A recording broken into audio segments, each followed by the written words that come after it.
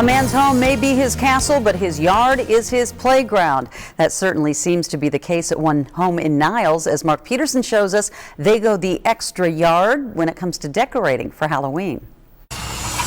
All aboard! In the name of Halloween, this ordinary front yard's become a combination rail yard, graveyard. Okay, they can't take credit for all the spooky effects, but how many Halloween displays come complete with climate change in the form of constant thunder and lightning? But it's in the light of day that this ghost train really shines, when visitors or victims are welcome to grab a ticket. And if they dare, come face to face with all the skeletal squatters. Didn't the other kids tell you not to come here? Go back, go back! If bigger is better, this has to be about the best Halloween yard decoration going. There are 4 cars, I think, roughly 53 feet long. The whole car is pretty basic. It uses skulls for power. The caboose, can't go through that one, but you can look in the windows. There's people sitting in it.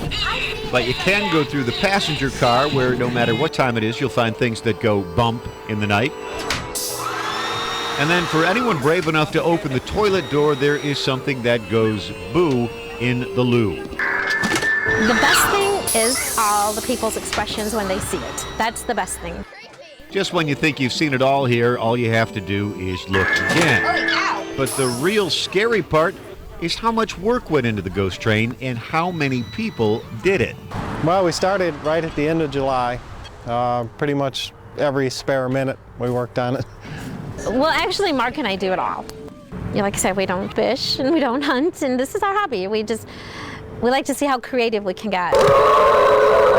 So here's a quick recap on the Allison's Halloween history. Last year it was a 26-foot-long pirate ship that docked here, complete with sword-fighting skeletons, even a rowboat rowing bucko.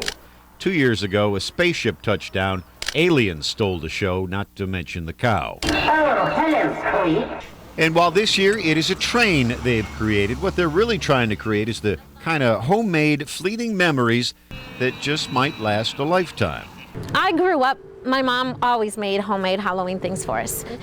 I think I just kind of got it from her. And she's the one that insisted we put a bathroom on the passenger train. Scary. I used to go to Florida with my parents when I was little, and we used to stop at all the weird roadside attractions and balls of string and concrete teepees and stuff like that. And I always remembered that. So hopefully some kids will remember this when they grow up and tell their kids about it. That's what I'm hoping for. Mark Peterson, News Center 16.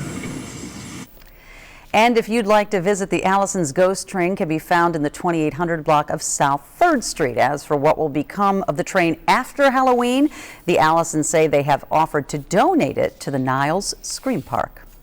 So what can you do with all that candy your kids collect and can't eat this Halloween? Try turning it into cash and help support U.S. troops stationed overseas. The Great Candy Buyback is starting to kick into high gear at many dentist offices around the country. Here's how it works. For every pound of Halloween candy you bring in, they will give your child $1 and send the candy in care packages to troops in war zones. To find a dentist taking part in our area, go to WND.com and click on the big red bar. A wedding cake in Taiwan will look a little different than most. Instead of a bride and groom on top, it's only going to have a bride. Coming up, find out how this woman in Taiwan is getting married without her Prince Charming.